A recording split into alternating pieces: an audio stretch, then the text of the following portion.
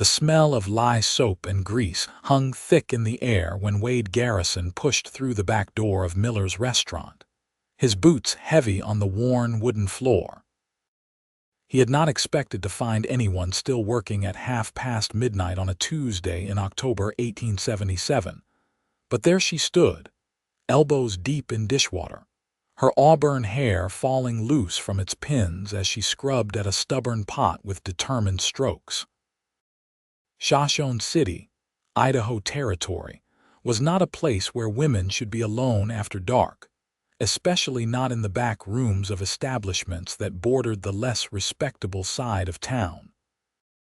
Wade had come looking for Tom Miller about a job hauling timber down from the mountains, but the main dining room had been dark and empty when he had peered through the front windows. The faint glow of lamplight from the kitchen had drawn him around back, and now here he was, watching this slip of a woman work herself to exhaustion while the rest of the town slept. She had not heard him enter over the sound of scrubbing and the occasional clank of dishes. Wade cleared his throat, and she spun around so fast that water sloshed from the basin onto her already soaked apron. Her eyes were wide and dark in the lamplight, the color of good whiskey, and he saw fear flash across her face before she recognized him as one of the men who sometimes took meals at the counter. "Mr. Garrison," she said, pressing one wet hand to her chest. "You near about scared me half to death. Did not mean to startle you, miss." Wade pulled off his hat and held it in both hands. His hair fell past his shoulders, dark and thick, still damp from the bath he had taken at the barber shop earlier that evening. Saw the light and thought Tom might still be around. She shook her head and turned back to her dishes. "Mr. Miller left hours ago. I told him I would finish up." Wade frowned and glanced around the kitchen.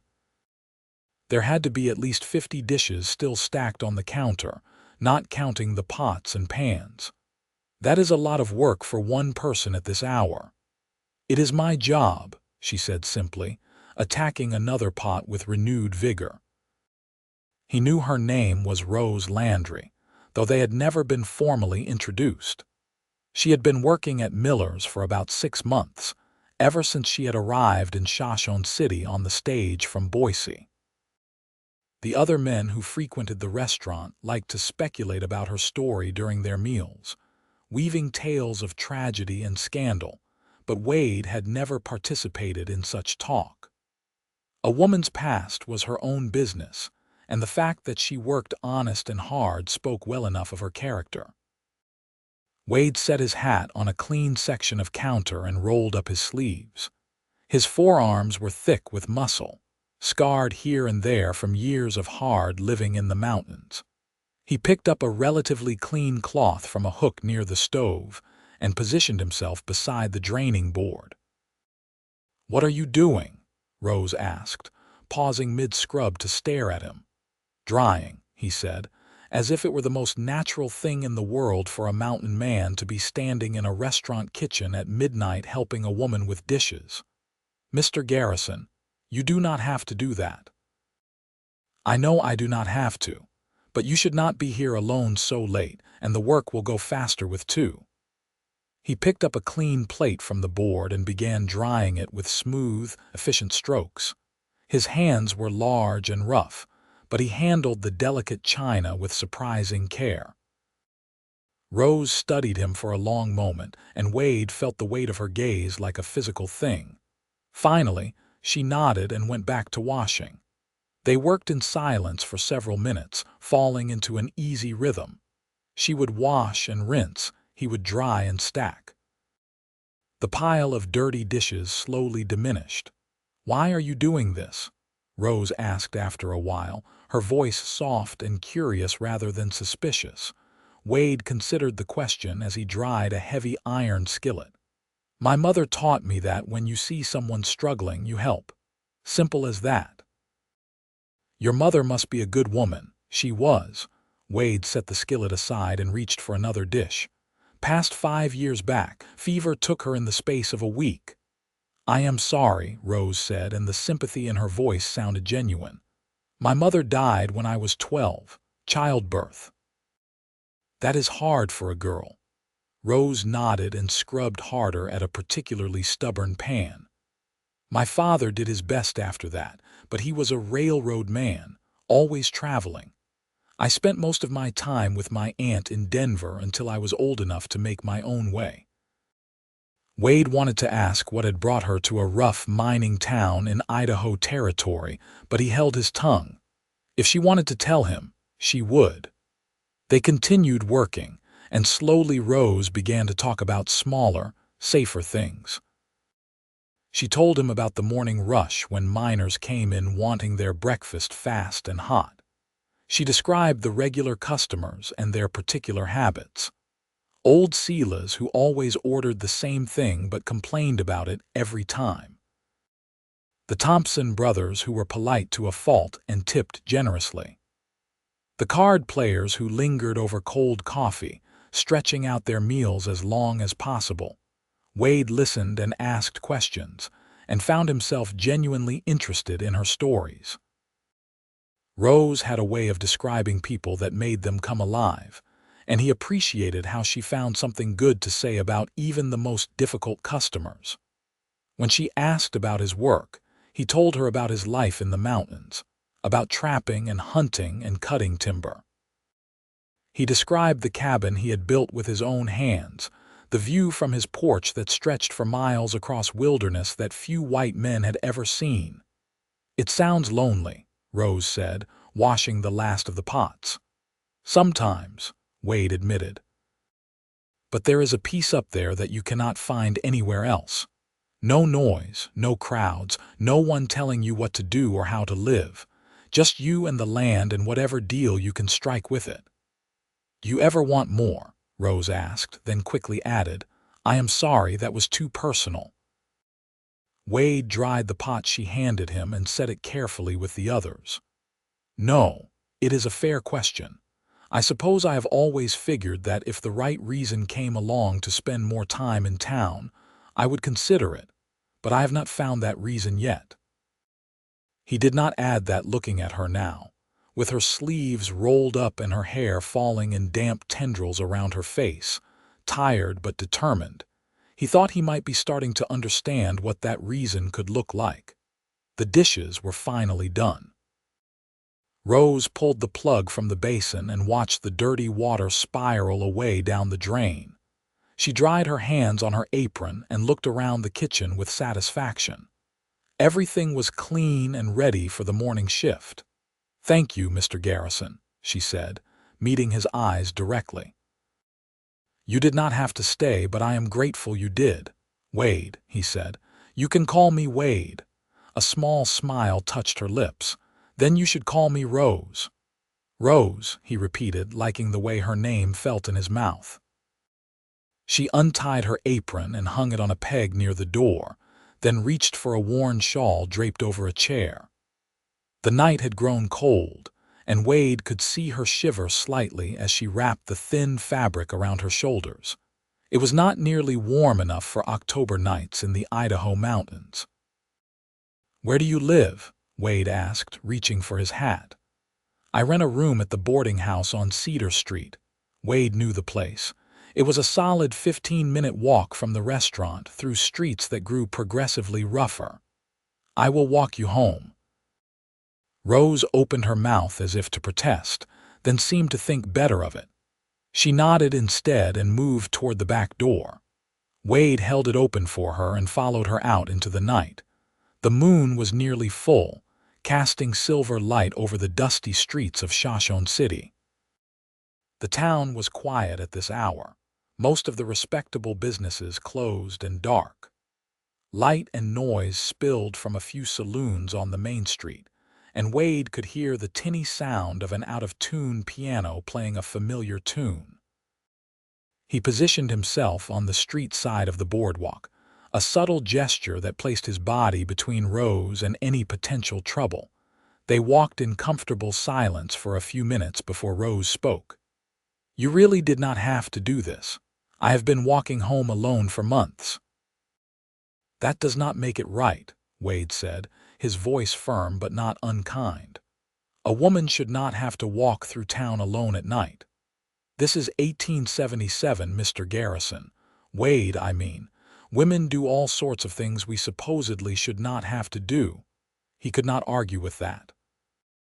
He had seen plenty of women in mining towns working jobs that would have shocked their Eastern relatives. They ran boarding houses and laundries, cooked in restaurants, and worked as seamstresses. Some made their living in less respectable ways, though Wade had never been one to judge. Everyone did what they needed to survive. Still, he said, it makes me easier knowing you got home safe. Rose glanced up at him, and even in the moonlight he could see the curiosity in her expression. Why do you care? You do not even know me. Wade took a moment to consider his answer. I know you work hard. I know you are kind to people who do not always deserve it. I know you were back there doing work your boss should have either helped with or hired someone else to do.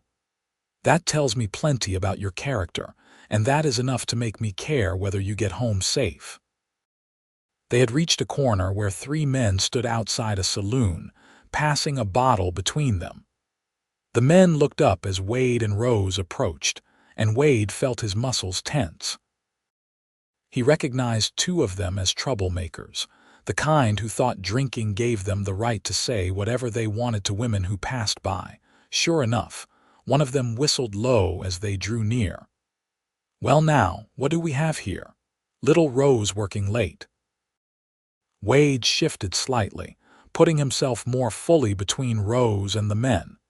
He did not say anything, just met the man's eyes with a steady, cold gaze that had made more than one person reconsider their choices. Easy there, friend, another man said, holding up his hands. We did not mean nothing by it. Then you will not mind keeping your thoughts to yourself, Wade said, his voice low and dangerous. The men exchanged glances, and something in Wade's stance or expression made them decide that whatever fun they might have had was not worth the potential consequences. They backed into the saloon, and Wade waited until the door closed behind them before continuing on. Thank you, Rose said quietly. You should not have to thank me for basic decency. Maybe not, but I do anyway. They reached the boarding house a few minutes later.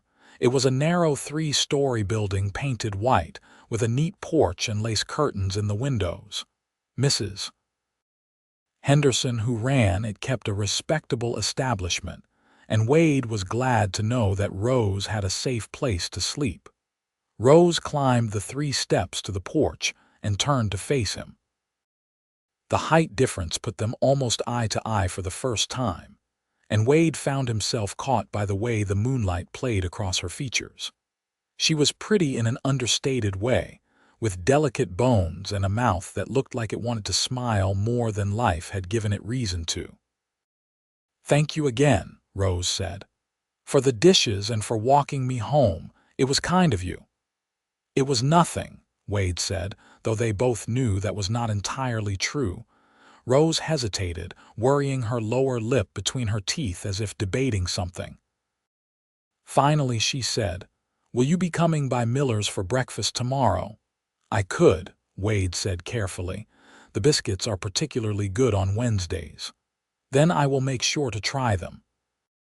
Rose smiled, a real smile that lit up her whole face and made something in Wade's chest tighten in an unfamiliar way. Good night, Wade. Good night, Rose. He waited on the street until she had let herself in through the front door, and he saw a lamp light up in a second-floor window. Only then did he turn and walk back toward the small room he rented above the general store when he was in town. His mind was full of auburn hair and whiskey-colored eyes, and the memory of how natural it had felt to stand beside her in that kitchen, working in quiet companionship. Wade had spent most of his 32 years alone or in the company of other rough men. He had told himself he preferred it that way, that he was not cut out for the kind of domestic life that involved a wife and children and roots that went deeper than a season or two in one place. But something about Rose Landry was making him question those assumptions. He reached his room and lay down on the narrow bed without bothering to light a lamp. Through the window, he could see stars scattered across the vast Idaho sky, the same stars that shone down on his cabin in the mountains. He had planned to head back up there tomorrow, to check his trap lines and make sure everything was secure before the first serious snows came. But maybe those biscuits Rose had mentioned were worth staying in town for one more day. Wade smiled to himself in the darkness and closed his eyes, already looking forward to morning. The restaurant was busy when Wade arrived just after 7. He had to wait for a seat at the counter, but he did not mind. It gave him a chance to watch Rose as she moved between tables, balancing plates with practiced ease, and always having a kind word for the customers. She wore her hair pulled back today, revealing the elegant line of her neck, and a clean white apron covered her dark blue dress. She had not noticed him yet, and Wade took advantage of that to simply observe her. She moved with an economy of motion born from experience, never wasting a step or a movement. When old Silas started complaining about his eggs being too runny, Rose listened patiently and took the plate back to the kitchen without a word of argument. When she returned with a fresh plate, Silas grudgingly admitted that these were better. A spot opened up at the counter and Wade slid onto the stool. Rose appeared a moment later with a coffee pot and turned over his cup before she fully registered who he was. When she did, that smile from last night reappeared, and Wade felt absurdly pleased that he was the one who had put it there. "You came," she said. "You recommended the biscuits. I'm a man who takes good recommendations seriously." Rose poured his coffee and their fingers brushed briefly when she handed him the cup. "What else can I get you? I will trust your judgment." She raised an eyebrow but did not question it. 10 minutes later, she set a plate in front of him loaded with fluffy biscuits, crispy bacon, eggs cooked just right, and a generous helping of fried potatoes. Wade tucked in and discovered that Rose had not exaggerated about the biscuits. They were possibly the best he had ever eaten, light and buttery and perfect. Rose stopped by periodically to refill his coffee, and each time they exchanged a few words. The restaurant was too busy for real conversation, but Wade found that he did not mind. There was something satisfying about watching her work, about being in her orbit even if he could not claim much of her attention. When he finished eating and pulled out his money to pay, Rose shook her head. "Breakfast is on me this morning, payment for last night." "Rose, you do not owe me anything." "I know I do not owe you, I want to." She leaned in slightly and lowered her voice. "Besides, if you insist on paying, Tom will get the money and not me. This way I at least get the satisfaction of thanking you properly." Wade could not argue with that logic. He left double what the meal would have cost tucked under his coffee cup where only Rose would find it, then headed out into the morning sunshine. He had errands to run, supplies to purchase, before heading back up to his cabin. The general store was his first stop, and he spent a good hour selecting flour and coffee and other staples. The storekeeper, a talkative man named George, packed everything into crates that could be loaded onto a pack mule. "Heading back up to the high country?" George asked. "That was the plan," Wade said, though he found himself less certain about the timing than he had been yesterday. "Better get up there soon. Old Pete came through yesterday and said he felt snow coming in his bones, and Pete is never wrong about the weather." Wade knew Pete, a trapper even older and more weathered than most. If Pete said snow was coming, it probably was. That gave Wade perhaps a week at most to get back to his cabin and make sure everything was secure for winter. Once the heavy snows started, He would be trapped up there until spring thaw, with only occasional trips down to town on snowshoes when the weather allowed. The smart thing would be to load his mules today and head out tomorrow morning at first light. The smart thing would be to forget about a woman with auburn hair and eyes like good whiskey, a woman who clearly had her own struggles and did not need a rough mountain man complicating her life. Wade had always prided himself on being smart about survival. But apparently that intelligence did not extend to matters of the heart, because instead of preparing to leave town, he found himself making excuses to stay just a little longer. He spent the afternoon doing odd jobs for people around town, the kind of work that paid in cash or trade and helped him build goodwill in the community. He repaired Mrs. Henderson's porch rail, which had been wobbling dangerously. He helped the blacksmith shoe a particularly difficult horse. He split wood for the pastor's wife. Each job took him to a different part of town, but somehow Wade found himself circling back toward Miller's restaurant whenever he had a spare moment. He did not go in, did not want to seem like he was bothering Rose, but he found reassurance in just knowing she was nearby. As evening approached, Wade accepted that he was not leaving town tomorrow. Maybe the day after, or the day after that, but not tomorrow. He would stay until he worked up the courage to have a real conversation with Rose, to find out if the connection he felt was one-sided, or if she might feel something too. He was walking back toward his room, dusty and tired from the day's work, when he saw Tom Miller locking up the front of the restaurant. Wade checked his pocket watch and frowned. It was barely 7 in the evening, too early for a business to close on a Wednesday. "Evening, Tom," Wade called out. Tom Miller was a round man with thinning hair and a perpetually worried expression. He jumped at Wade's greeting and turned around, one hand on his chest.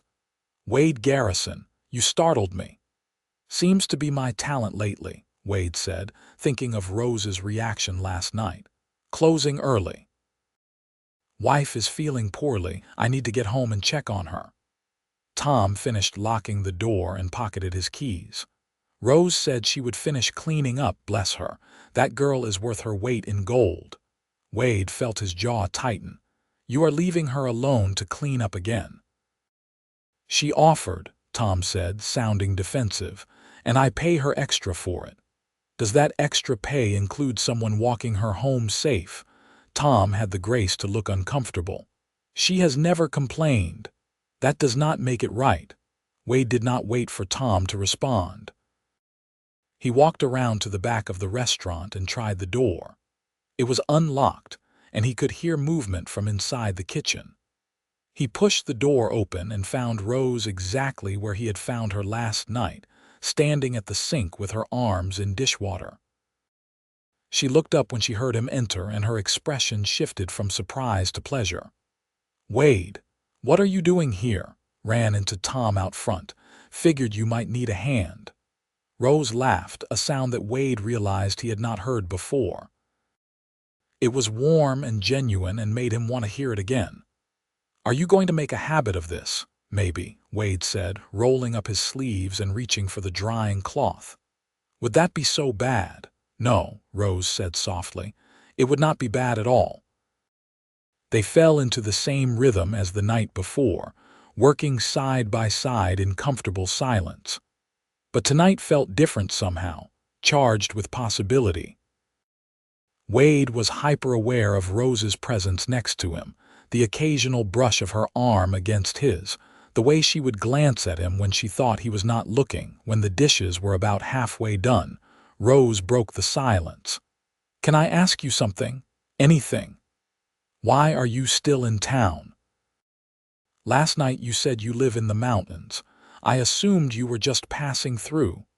Wade dried a plate with more attention than it required. "I had some business to take care of. Errands." "Wade." He looked at her and found her watching him with those knowing eyes. "All right, truth is I was supposed to head back up to my cabin today. Should have already been gone." Then why are you not? Because I met a woman washing dishes at midnight and I wanted to see her again. The words hung in the air between them. Rose's hand stilled in the dishwater, and for a long moment she just looked at him. Wade forced himself to hold her gaze, to not look away even though vulnerability had never come easy to him. "Oh," Rose said finally, so quietly he almost missed it. "If that makes you uncomfortable, I will go," Wade said. "I do not want to be a bother or make things difficult for you." "No," Rose said quickly. "You are not a bother, I am just surprised." "Why?" She pulled her hands from the water and dried them on her apron, as if she needed something to do with them. "Men like you do not usually look twice at women like me. I have no idea what that means." Rose turned to face him fully, leaning back against the counter. "You are strong and capable. You have a trade and a home, and you seem to know exactly who you are. I am a woman working in a restaurant in a mining town. No family to speak of. No prospects beyond hoping to save enough money to maybe open my own boarding house someday." Wade set down the dish he was holding and turned to face her as well. "I see a woman who works harder than anyone I have ever met. Who is kind without being weak, who offers smiles even when she is dead tired, who does her job with dignity even when her boss takes advantage. I see someone who knows her own mind and is not afraid to walk alone if she has to. That is what I see when I look at you, Rose." Her eyes glistened with unshed tears. "You barely know me. Then let me know you better." "Why?" The question was almost a plea. "Why me? Why now?" Wade took a step closer, though he was careful not to crowd her. "I have been living half a life for a long time now, Rose. Going through the motions, doing what needed to be done to survive, but not really living. Last night, standing in this kitchen with you, was the first time in years I felt like I was exactly where I was supposed to be." "Wade," Rose stopped, seemingly at a loss for words. "You do not have to say anything right now," Wade said gently. "I am not asking you to make any promises or decisions. I just wanted you to know that I am interested if you might be interested too. And if you are not, that is fine. I will respect that and leave you alone." Rose reached out and touched his arm, her hand small and pale against his tanned skin. "I am interested," she said. "I have been since last night, though I tried to tell myself I was being foolish. Men like you do not stay in places like Shoshone City. They pass through, and I have learned not to attach my hopes to passing through." "I am not passing through anymore," Wade said. "I mean, I will have to go back to my cabin eventually. Winter is coming and I need to be prepared. But I will come back, and maybe you could come visit sometime, see the mountains." "I would like that," Rose said, and her smile was like the sun coming out from behind clouds. They finished the dishes together, talking about small things and comfortable topics, learning each other's rhythms and preferences. Wade learned that Rose had a sweet tooth but rarely indulged it because sugar was expensive. Rose learned that Wade had a brother somewhere in California who he had not seen in 10 years. Wade learned that Rose could not carry a tune to save her life, but loved music anyway. Rose learned that Wade could read and write, unusual for a mountain man, because his mother had been a schoolteacher. When the last dish was dried and put away, Wade walked Rose home again. This time they took a longer route, one that led past the church and through the slightly nicer part of town. The night was cold and clear, and Rose shivered despite her shawl. Without thinking, Wade shrugged out of his heavy coat and draped it over her shoulders. It swallowed her small frame, the hem falling past her knees, but she pulled it tight around herself gratefully. "You will freeze," she protested.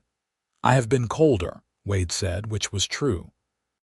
He had spent countless nights in the mountains with nothing but a bedroll between him and the frozen ground. A cool October evening in town was nothing by comparison. They walked slowly, neither seeming eager to end the evening. Rose told him about growing up in Denver, about her father who had meant well but had not known what to do with a daughter, about her aunt who had been strict but fair, who had taught her to cook and sew and manage a household, about the man she had almost married, a clerk in a law office who had seemed respectable right up until she discovered he already had a wife in Kansas City. "That is why I left Denver," Rose said. "I could not stand everyone knowing what a fool I had been. So I got on a stage and got off here, because it seemed like a place where people did not ask too many questions about your past." "You were not a fool," Wade said firmly. "He was a liar and a cheat, and you were a victim of his deception." "That is a kind way to put it." "It is the true way to put it." They had reached the boarding house, but neither made a move toward the steps. Rose looked up at Wade, his coat still wrapped around her, and something passed between them that felt significant. "When do you leave for your cabin?" Rose asked. "Few days, probably." "A week at most. Will you come see me before you go?" "Every day if you will let me." Rose smiled and started to shrug out of his coat. Wade stopped her with a hand on her arm. "Keep it tonight. You can give it back to me tomorrow." "Tomorrow," Rose repeated like a promise. Wade waited until she was safely inside, then walked back to his room through the cold night, feeling warmer than he had in years. The next few days fell into a pattern that Wade found himself looking forward to with an intensity that surprised him. He would show up at Miller's for breakfast and sometimes lunch. Rose would serve him with that special smile reserved just for him, and every night he would appear in the kitchen around closing time to help with the dishes and walk her home. Tom Miller seemed to have accepted Wade's presence, though whether that was because he appreciated having someone look after his employee, or because he was intimidated by Wade's size and quiet authority was unclear. Either way, he stopped arguing when Wade showed up, and even started leaving earlier in the evenings. On the third night, Wade brought Rose a small package wrapped in brown paper. She opened it to find a proper wool shawl, thick and warm, in a deep green color that complemented her eyes. "Wade, this is too much," Rose protested, though her fingers stroked the soft fabric reverently. "It is practical," Wade said. "That old shawl you have been wearing is thin as paper. You need something warmer." "Practical," Rose repeated, a smile playing at her lips. "Is that what we are calling it? Would you prefer I call it what it is? A man who cares about a woman wanting to make sure she does not freeze." Rose folded the shawl carefully and set it aside, then rose on her tiptoes and kissed Wade's cheek. It was a quick, chaste kiss, over almost before it began, but it sent heat flooding through Wade's entire body. "Thank you," Rose said softly, "for the shawl and for the sentiment behind it." Wade touched his cheek where her lips had been, feeling like a young fool but not caring. "You are welcome." That night, they held hands as they walked to the boarding house. Wade's large, scarred hand completely engulfed Rose's smaller, work-roughened one, but the fit felt right somehow. They did not talk much, just enjoyed being close to each other as the stars wheeled overhead. By the end of the week, Wade knew he was in trouble. He had fallen for Rose Landry completely and irrevocably, with a depth of feeling he had not known he was capable of. Every moment with her felt both endless and too brief. Every smile she gave him was a gift. Every touch of her hand made him want to promise her things he had no right to promise yet. But winter was coming, and he could not put off leaving any longer. The sky had turned that particular shade of gray-white that meant snow was imminent, and Wade knew from experience that it could arrive with little warning. If he did not get back to his cabin soon, he might find himself trapped in town for weeks waiting for a break in the weather that might not come. On Saturday evening, after walking Rose home, Wade finally broached the subject they had both been avoiding. "I have to leave tomorrow," he said as they stood on the boarding house porch. Rose's face fell, but she nodded. I knew you would have to go eventually. I will come back, Wade said urgently. As soon as the weather allows, I will come back. Wade, you do not have to make promises. I understand the situation. You have a life in the mountains and I have a life here. Rose, look at me. He waited until her eyes met his. I am not saying pretty words I do not mean. I am coming back. And when I do, I am going to ask you a question that I hope you will say yes to. What question? Wade shook his head. Not yet. When I ask you, I want to be able to offer you more than just words, but I want you to know that these past days with you have meant everything to me. You have changed my life, Rose Landry. You have changed mine too, Rose whispered. Wade cupped her face in his hands, his rough palms gentle against her soft skin. He gave her plenty of time to pull away, but she did not. Instead, she leaned into him as he lowered his head and kissed her. It was nothing like the chaste peck she had given him earlier in the week. This was a real kiss, deep and sweet and full of promise. Rose's arms came up around his neck, and Wade wrapped his own around her waist, pulling her close. She fit against him perfectly, and Wade thought that he could happily spend the rest of his life kissing this woman. When they finally broke apart, both breathing hard, Wade rested his forehead against hers. I will be back before you know it. You better be, Rose said, trying to sound stern but failing, because I am going to miss you terribly. I am going to miss you too. But Rose, I need you to promise me something. What? Promise me you will stop working so late alone. Promise me you will tell Tom that if he needs you to close, he needs to stay and help or walk you home himself. Promise me you will be safe. Wade, I have been taking care of myself for a long time. I know you have, and you can keep taking care of yourself. I just need to know that you are being smart about it. Please, Rose, for my peace of mind. Rose sighed but nodded. All right, I promise. Tom is not going to like it, but you are right. I should not be walking home alone at midnight. Thank you. They kissed again, softer this time, a goodbye kiss full of regret and anticipation. Then Rose slipped inside, and Wade walked back through town alone, already counting the days until he could return. He left before dawn the next morning, his mules loaded with supplies and his mind full of thoughts of Rose. The trail up into the mountains was familiar, one he had traveled hundreds of times over the years. But today it felt different. Today he was not retreating into solitude. He was temporarily leaving behind something precious with the intention of returning to claim it. The first snow started falling as Wade reached his cabin 3 days later.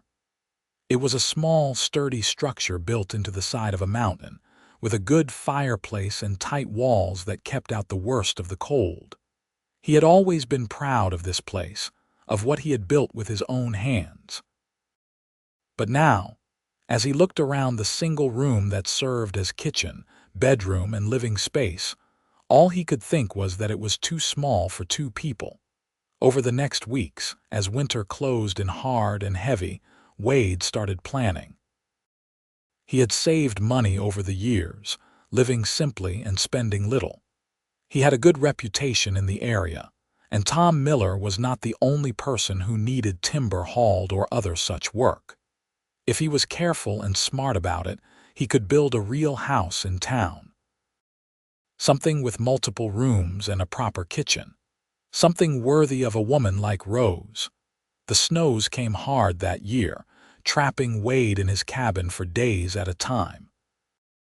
He spent those days working by lamplight, drawing plans for a house, calculating costs, imagining a future that looked nothing like the solitary life he had lived for so long. When the weather allowed, he ventured out to check his trap lines. The furs this season were particularly good, thick and glossy, and would bring excellent prices come spring. Every pelt was one more step toward the future he was building in his mind. Christmas came and went, marked only by Wade taking an extra portion of the dried venison he had stored away. He thought about Rose constantly, wondering what she was doing, if she was safe, if she thought about him too. He had no way to send her a message, no way to reassure her that he had not forgotten his promise. He just had to trust that she believed in him, that she was waiting the way he was waiting. January was brutal, with temperatures that dropped so low Wade's breath froze in his beard. February was not much better. But as March approached, Wade started to see signs that winter's grip was loosening. The snow melted a bit more each day. The sun felt warmer. Birds that had vanished for the winter started to return. On a morning in early March, Wade woke to the sound of water dripping from his roof. The thaw had begun in earnest. He gave it 3 more days to make sure, then packed his gear and his winter's worth of furs and headed down the mountain. The trip down was harder than the trip up had been, with the trail muddy and treacherous from melting snow. Wade had to take it slow, but he did not mind. Each step brought him closer to Rose, closer to the future he had spent all winter planning. He reached Shoshone City in the late afternoon, his mules laden with furs. The town looked the same as when he had left, though there were a few new buildings going up on the east side. Wade took his furs to the trading post first, where the trader's eyes went wide at the quality and quantity. "You had a good winter, Wade," the man said, running his hands over a particularly fine beaver pelt. "Good enough," Wade agreed. They negotiated a price that was more than fair, and Wade left the trading post with more money than he had ever had at one time. It was enough to buy land and materials for a house, with plenty left over to live on while he built it. But first, he needed to see Rose. He left his mules at the livery and headed toward Miller's restaurant. His heart pounded in his chest, and his hands were actually shaking, which was absurd for a grown man who had faced down bears and mountain lions without flinching. But facing down a bear did not require you to bare your soul. It did not require you to hope and trust and put your happiness in someone else's hands. The restaurant was between meal services when Wade arrived, with only a handful of customers scattered at the tables. He looked for Rose and did not see her. His heart sank until a familiar voice from the kitchen called out, "I will be right with you." Wade moved to the counter and sat down, forcing himself to wait patiently. A moment later, Rose emerged from the kitchen carrying a fresh pot of coffee. She was looking down, watching where she walked, and had not seen him yet. Wade took the opportunity to really look at her. She seemed thinner than he remembered, with shadows under her eyes that suggested she had not been sleeping well. But she was still the most beautiful thing he had ever seen, and relief washed over him at finding her safe and well. Rose looked up as she approached the counter, and her eyes went wide. The coffee pot tilted dangerously in her hands, and Wade reached out to steady it before it could spill. "Wade," she breathed, and her voice was full of such joy and relief that it made his chest tight. "Hello, Rose." She set the coffee pot down with shaking hands and pressed her palms flat on the counter, as if she needed the support to stay upright. "You came back. I told you I would." "I know, but it has been so long, and I started to worry that something had happened to you, that maybe the snows had trapped you, or you had been hurt, or—" She stopped, pressing her lips together as if trying to hold back a flood of words. "I am fine," Wade said gently. "And I am sorry I worried you. I would have sent word if I could. I know. I knew that, logically I knew that, but it did not stop me from worrying." Wade reached across the counter and took her hand. "Can you take a break? I need to talk to you." Rose glanced toward the kitchen where Tom Miller was visible through the serving window. "Tom, I am taking my break," she called out, not waiting for permission before untying her apron and coming around the counter. Wade led her outside and around to the side of the building, where they had a bit of privacy. As soon as they were out of sight of the street, Rose launched herself into his arms. Wade caught her easily, holding her tight against his chest. She was crying, he realized, her shoulders shaking with sobs she must have been holding back. He rubbed her back and murmured soothing nonsense until she calmed. "I am sorry," Rose said, pulling back and wiping at her eyes. "I did not mean to fall apart like that." "You have nothing to apologize for." Wade cupped her face and wiped away her tears with his thumbs. "Rose, I need to ask you something, and I need you to really think about your answer before you give it." "All right," Rose said, suddenly looking nervous. Wade took a deep breath. This was it, the moment he had been imagining all winter. "I love you, Rose Landry. I think I have loved you since that first night I found you washing dishes. This winter was the longest of my life, and every day I spent up in that cabin alone, all I could think about was getting back to you." "Wade, let me finish," Wade said gently. "I know we have only known each other a short time. I know I am not much to look at and my life is not an easy one. But I am a good man, Rose. I will work hard for you and protect you and do everything in my power to make you happy. And if you will have me, if you will trust me with your heart, I promise I will spend the rest of my life earning that trust." Rose was crying again, but she was smiling too. "Are you asking me to marry you?" "I am, though I should probably get down on one knee to do it proper." Wade started to lower himself down, but Rose stopped him. "You do not have to do that." "Yes, Wade. Yes, I will marry you." Wade stood frozen for a moment as if he could not quite believe what he had heard. Then joy exploded through him, and he picked Rose up and spun her around right there in the muddy alley beside the restaurant. She laughed and threw her arms around his neck, and when he set her down, he kissed her with all the pent-up longing of the past 4 months. When they finally broke apart, both breathing hard, Wade reached into his pocket and pulled out a small object wrapped in soft leather. "I made this for you over the winter. It is not much," but Rose unwrapped the leather to reveal a ring carved from a piece of elk antler. Wade had spent hours working on it, smoothing and polishing until it gleamed. He had carved a delicate pattern of vines and flowers around the band, and it was surprisingly lovely for something made from such a rough material. "Oh, Wade," Rose whispered, slipping it onto her finger. It fit perfectly, and she held up her hand to admire it. "It is beautiful. I love it." "I will get you a proper gold ring when I can afford one," Wade promised. "I do not want a gold ring. I want this one made by your hands, worn while you were thinking about me. This is worth more than gold." They kissed again, softer now, sealing their promise to each other. When they returned to the restaurant, Tom Miller took one look at their faces and groaned. "I am going to lose my best waitress, am I not?" he said. "I am sorry, Tom," Rose said, though she did not sound sorry at all. "But yes, you are." "When is the wedding?" Wade and Rose looked at each other.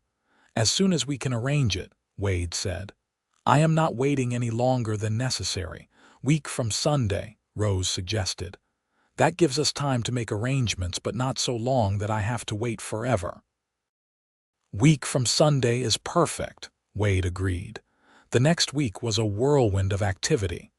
Wade bought a lot on the edge of town and began working on a house, though he knew it would not be finished by the wedding. Mrs. Henderson agreed to let Wade stay in Rose's room at the boarding house after they were married, at least until their house was ready. Rose gave Tom her notice and spent her last week at the restaurant training her replacement. The other women in town rallied around her, helping her make a simple but pretty wedding dress and organizing a small reception after the ceremony. Wade met with the pastor and made all the necessary arrangements. He bought supplies for their life together and started thinking about what kind of work he could do that would keep him in town more. He loved the mountains, but he loved Rose more, and she had a life and friends in Shoshone City. He would not ask her to give that up. The night before the wedding, Wade and Rose walked through town together one last time as an unmarried couple. They ended up at the lot where their future house stood partially framed against the evening sky. "It is going to be beautiful," Rose said, leaning against Wade's side. "Not as beautiful as the woman who will live in it," Wade said, then groaned. "That was terrible. I am not good at pretty words." Rose laughed. "I do not need pretty words, I just need you." They stood there as twilight deepened into night, looking at the house and imagining their future. Wade pointed out where different rooms would be, describing his vision for the kitchen with its big stove and plenty of workspace. The bedroom with windows that would catch the morning sun. The porch where they could sit on summer evenings and watch the stars come out. "I want children," Rose said suddenly. "I should have mentioned that before accepting your proposal, but I want you to know, I want a family, Wade." "I want that too," Wade said. "I want little girls with your eyes and little boys I can teach to survive in the mountains. I want a house full of noise and love, and everything I never knew I was missing until I met you." Rose turned in his arms and kissed him. "I love you, Wade Garrison." "I love you too, Rose Landry," soon to be Rose Garrison. They were married the next afternoon in a simple ceremony at the church. Wade wore new clothes purchased for the occasion, though he felt awkward in the stiff collar and jacket. But the look on Rose's face when he turned to see her walking down the aisle made every uncomfortable moment worth it. She was radiant in her simple dress, carrying a bouquet of early wildflowers that one of the local women had gathered from the foothills. Wade had never been a religious man, but as he said his vows and slipped a proper gold ring onto Rose's finger, joining the antler one he had made, he felt the presence of something greater. This was sacred, this promise they were making to each other, witnessed by God and the community. When the pastor pronounced them husband and wife, Wade kissed his bride with a tenderness that belied his rough appearance. Rose kissed him back, and the small congregation burst into applause. The reception was held at Miller's restaurant, which Tom had closed for the occasion. There was food and music and dancing, and Wade found himself laughing more than he had in years. Rose was radiant, glowing with happiness as she danced with him and accepted congratulations from the townspeople who had come to celebrate with them. As evening fell and the reception wound down, Wade and Rose walked back to the boarding house hand in hand. Mrs. Henderson had made herself scarce, giving the newlyweds privacy in their small room. Wade was suddenly nervous in a way he had not been before. He had been with women, but never a woman he loved, never a woman he had married. This felt different, more significant somehow. Rose seemed to sense his nervousness. She took his hand and led him to sit beside her on the bed. "We do not have to rush," she said softly. "We have the rest of our lives." "I love you," Wade said, because it was the only thing he was sure of. "I love you too. Show me." And he did, with gentle hands and whispered words, with patience and care and a tenderness that surprised them both. They explored each other slowly, learning what brought pleasure, building connection through touch and intimacy. When they finally came together, it felt like the most natural thing in the world, two halves of a whole finally united. Afterward, they lay tangled together in the narrow bed, Wade's large frame making the small space even smaller. But neither of them minded. Rose fit perfectly against his side, her head on his chest, his arm around her shoulders. "That was worth waiting for," Rose said, and Wade could hear the smile in her voice. Yes, it was. They fell asleep like that, wrapped around each other, and Wade thought that he had never felt so content in his entire life. The next months were busy as Wade worked on finishing their house. Rose helped when she could, and slowly the structure took shape. It was not fancy, but it was solid and well built, with room to grow as their family grew. They moved into the house in July, carrying their few possessions across town with help from friends and neighbors. That first night in their own home, they christened every room, laughing and loving their way from the kitchen to the bedroom to the porch under the stars. Rose found work helping Mrs. Henderson at the boarding house, which was less demanding than the restaurant had been and gave her more flexibility. Wade took jobs around town and made occasional trips up to his cabin, though never for more than a few days at a time. He could not stand to be away from Rose any longer than that. By October, Rose's courses had stopped, and they realized she was with child. Wade was overjoyed, immediately becoming even more protective than he had been before. Rose found his hovering both annoying and endearing, though she drew the line when he suggested she stop working entirely. "I am pregnant, not an invalid," she said firmly. "Women have been having babies and working since the beginning of time. I will be fine." Wade learned to bite his tongue, though he could not help worrying. The thought of something happening to Rose or their baby kept him up at night, until Rose would wake and soothe him back to sleep with soft words and gentle touches. Their son was born in May of 1878, a healthy baby boy with a powerful set of lungs and his father's dark hair. They named him William, after Wade's father who had died when Wade was young. Wade held his son for the first time and felt something shift inside him, a fierce, protective love that made everything he had felt before seem pale by comparison. Rose recovered quickly from the birth, and within weeks was back to her usual activities, though Wade did convince her to let Mrs. Henderson's daughter take over most of her duties at the boarding house. They needed the money less now, as Wade's reputation as a skilled carpenter and general laborer had grown, and he found himself with more work than he could handle. William grew quickly, a happy, healthy child who seemed to find delight in everything around him. Wade loved being a father, loved coming home from work to find Rose nursing their son or singing him to sleep. He had never imagined this life for himself, but now he could not imagine any other life. When William was 2, Rose became pregnant again. This time it was twins, a boy and a girl born on a snowy December morning. They named the boy James and the girl Sarah. Wade built additions onto their house to accommodate their growing family, and their home was filled with the noise and chaos of small children. The years passed in a blur of happiness. Wade watched his children grow, teaching his sons to hunt and fish and survive in the mountains while Sarah learned to cook and sew from her mother. But Rose insisted that all their children learn to read and write, and Wade supported her in this, remembering his own mother's insistence on education. By 1885, they had 5 children. William was 7, the twins were 5, and they had added another son, Robert, and a daughter, Grace.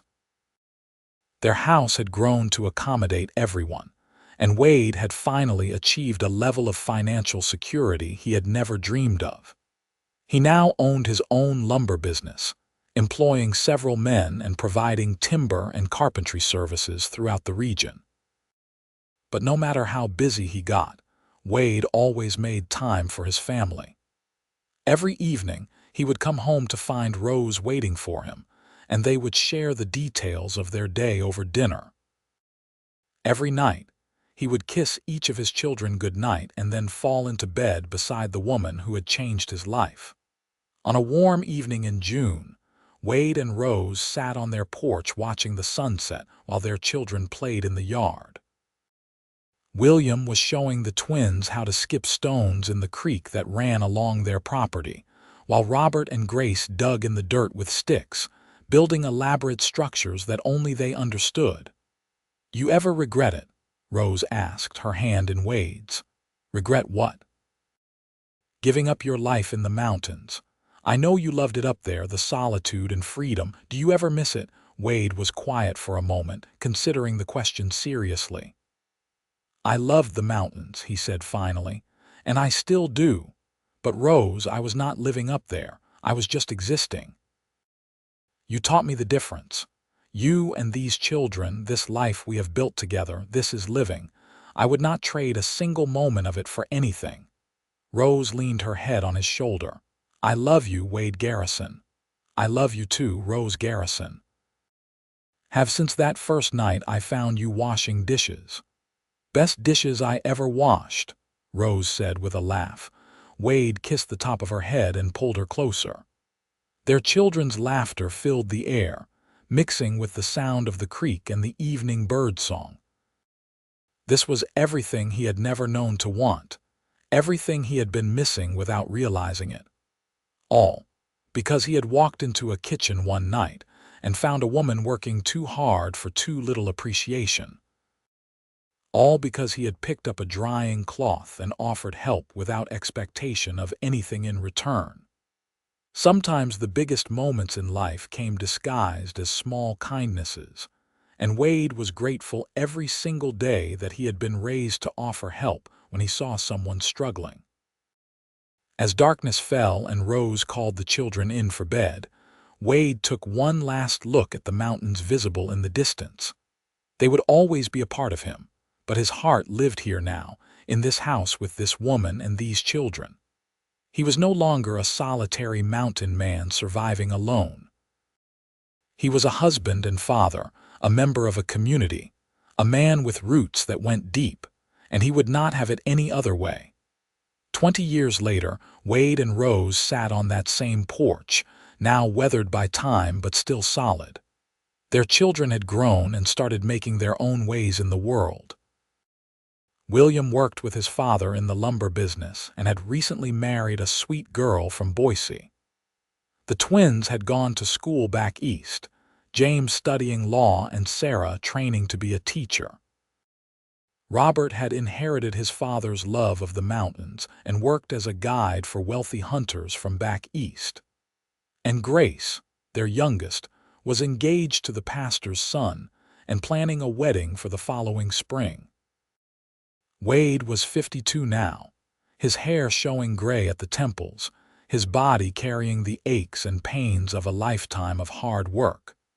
But he was healthy and strong, still capable of putting in a full day's work when needed. Rose was 47, and Wade thought she was more beautiful than ever. She had laugh lines around her eyes and a few strands of silver in her auburn hair, but her eyes still sparkled with the same spirit that had first drawn him to her. They spent their days working together, running the lumber business and maintaining their home. But they also made time for each other, taking walks in the evenings and spending quiet moments on the porch watching the world go by. One evening, as they sat watching the sunset paint the mountains in shades of gold and purple, Rose said, "We built a good life, did we not?" "The best life," Wade agreed. "You remember that first night, when you found me in the kitchen," Wade smiled. "How could I forget? Changed my entire life. Changed mine too. I had convinced myself I did not need anyone, that I was fine on my own. Then you showed up and insisted on drying dishes, and suddenly I was not alone anymore." Wade took her hand, his thumb tracing over her wedding rings, the gold band now worn thin after decades of wear but never removed. The antler ring he had carved that first winter sat in a place of honor in their bedroom, too precious to risk losing but too meaningful to discard. "I am glad I walked into that kitchen," Wade said.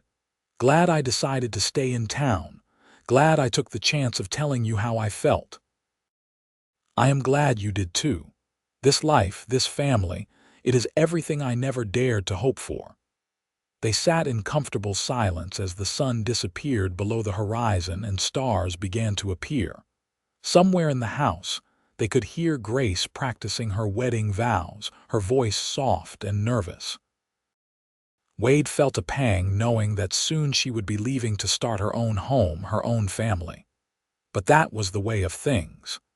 You raised your children to be strong and independent, and then you let them go to build their own lives. But he would still have Rose.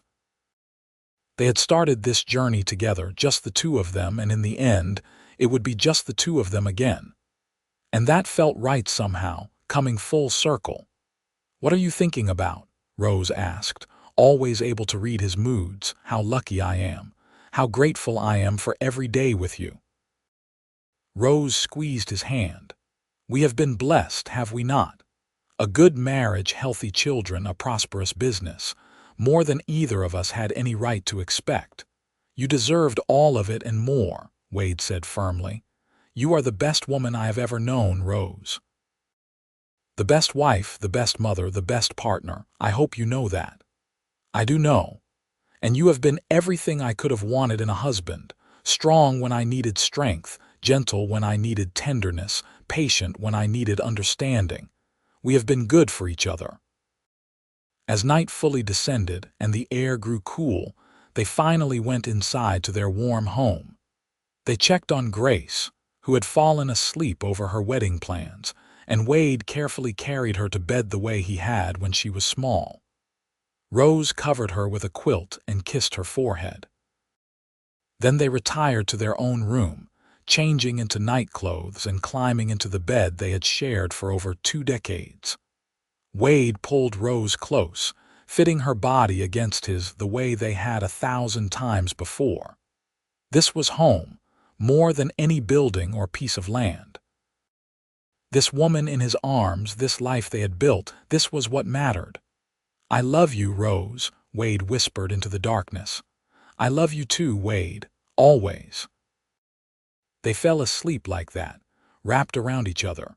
Two people who had found each other against all odds and built something beautiful together. Outside, the mountains stood eternal under the stars, witnessing their love and holding their stories in the ancient stone.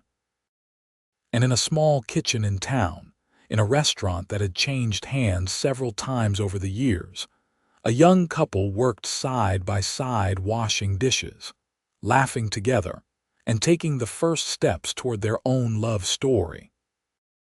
Because love had a way of finding you when you least expected it, often in the most ordinary moments. All you had to do was be brave enough to pick up a drying cloth and offer help to someone who needed it.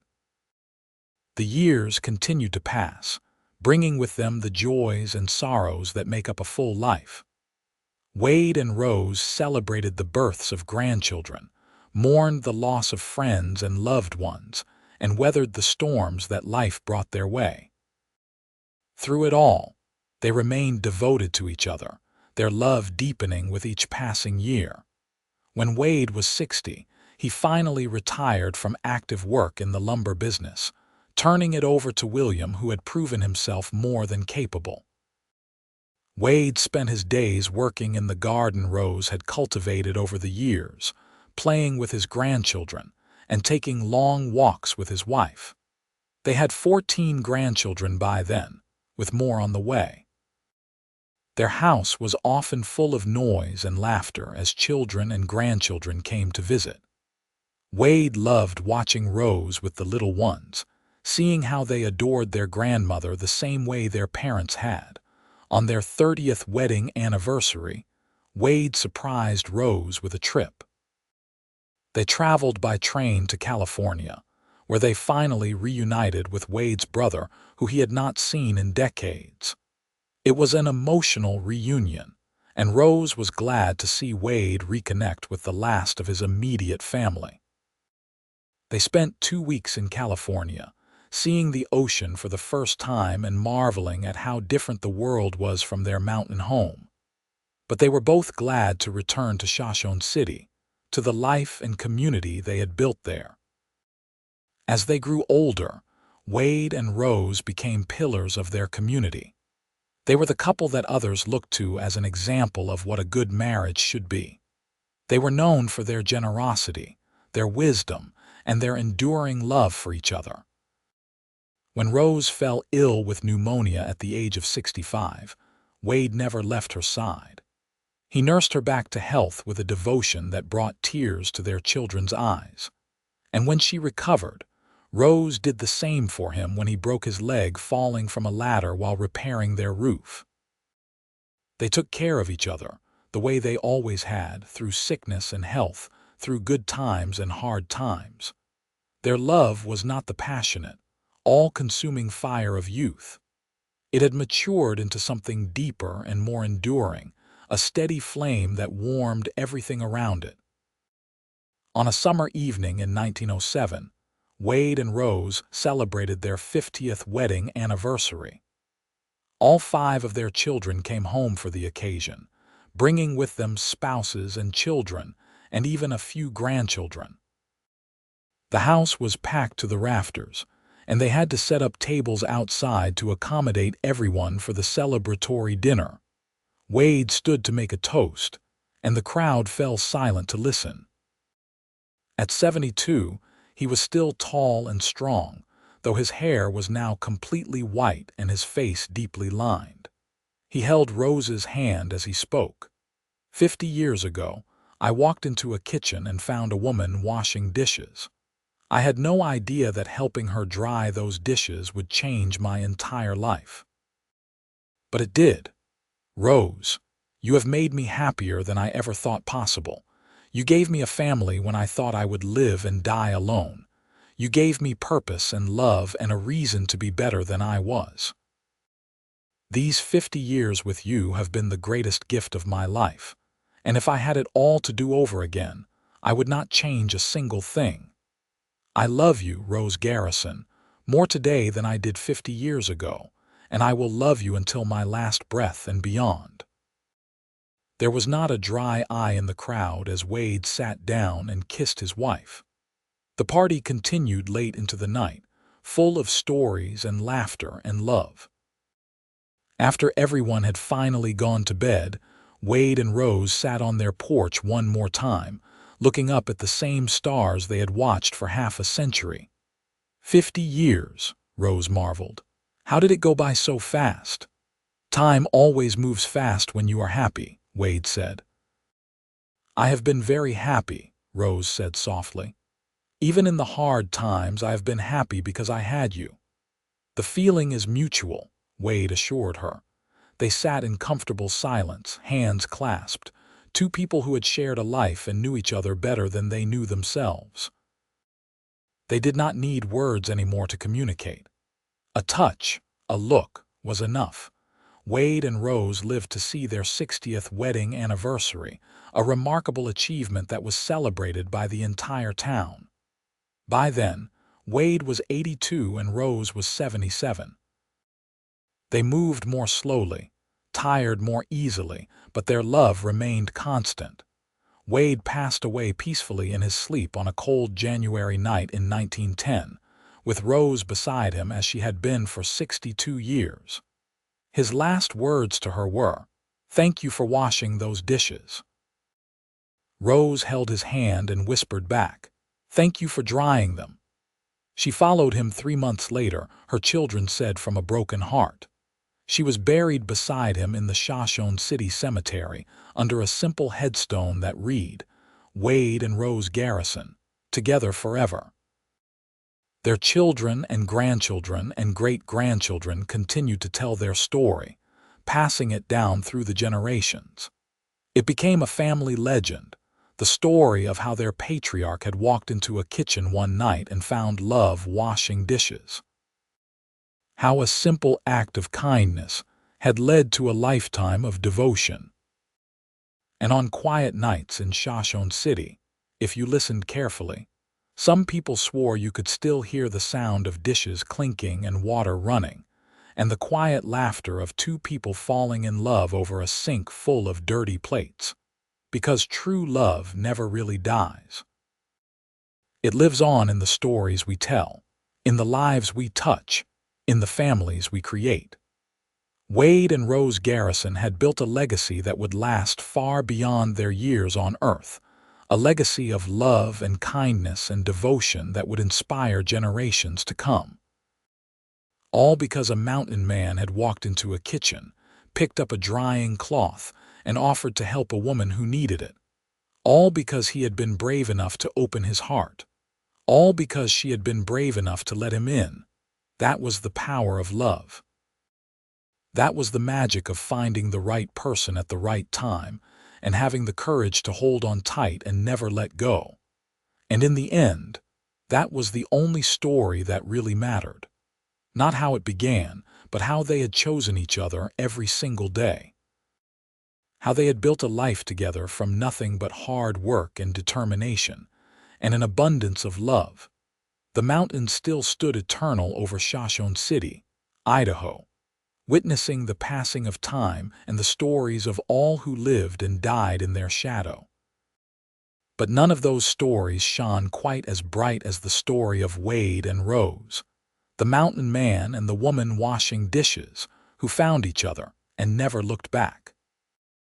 And their love story became the stuff of legend, told and retold around dinner tables and campfires, a reminder that sometimes the greatest adventures come not from grand gestures or sweeping romances, but from simple kindness, honest work, and two people brave enough to choose love every single day. Their legacy lived on through their descendants, each one carrying a piece of Wade's strength and Rose's grace. The lumber business continued to thrive, passed down through the generations. The house they built still stood, now a historic landmark where tourists came to see where one of Shoshone City's founding families had made their home. But more than buildings or businesses, Wade and Rose left behind something more precious, the example of what a true partnership looked like. What it meant to support each other through everything life brought. What it meant to find joy in the simple moments. What it meant to build a life based on mutual respect, genuine affection, and unwavering commitment. And sometimes, on quiet evenings when the light hit just right, people walking past the old Garrison house would catch a glimpse of two figures on the porch, sitting close together, hands clasped, watching the sun set over the mountains. They would blink and the figures would be gone, but the feeling of love would linger in the air, a blessing and a promise. Love never truly ends. It transforms, transcends, continues. The love story that began with dirty dishes in a restaurant kitchen in 1877 rippled out through time, touching countless lives, proving again and again that one moment of kindness, one choice to help another person, could change everything. That was the real magic of Wade and Rose's story. Not that they found each other, though that was remarkable enough, but that they chose each other every single day for 62 years. They chose love over comfort, partnership over independence, together over alone, and in doing so they built something that would last forever. Not just in the children they raised, or the business they created, or the house they built, but in the hearts of everyone who heard their story and believed, even for a moment, that true love was real and worth fighting for. The mountains held their memory, the town remembered their legacy, and the family carried their love forward into the future. Wade Garrison and Rose Landry Garrison had lived a good life, a full life, a life that mattered, and it all started with a simple question: what are you doing here? And an even simpler answer: drying. Sometimes that is all it takes, one person willing to stay, one person willing to help, one person brave enough to say, you should not have to do this alone. That was the beginning. The middle was 62 years of laughter and tears, joy and sorrow, struggle and triumph, all of it shared between two people who chose each other. And the ending? Well, the ending was just another beginning, because love stories like theirs never truly end. They live on, inspiring others to be brave, to be kind, to pick up a drying cloth when they see someone struggling. Because you never know. That simple act of kindness might just change your entire life. It changed Wade's. It changed Rose's. And in changing theirs, it changed the lives of everyone who came after them. That was the true legacy of the mountain man who found a woman washing dishes long after closing, who dried them beside her, and walked her home. Not grand gestures or dramatic rescues, but steady, faithful, everyday love that built something beautiful one day at a time. And in the end, that love proved to be the greatest adventure of all.